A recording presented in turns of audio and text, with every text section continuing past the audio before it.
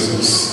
Irmãos, estamos num culto denominado culto dos amigos.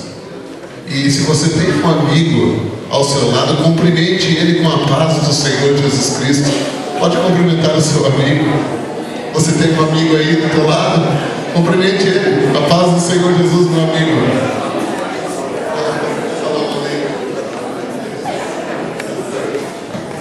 Pastor amigo.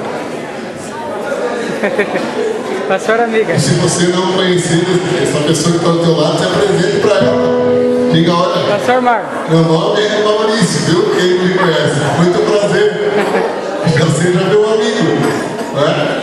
Paz do Senhor Jesus. Pastor. Orar, irmãos. Vamos efetuar. Vamos elevar nossa voz ao nosso Senhor Deus Todo-Poderoso. Não, pastor, esposo mais. E vamos falar com Ele nesse momento, porque o maior amigo de todos está no nosso meio. Aleluia.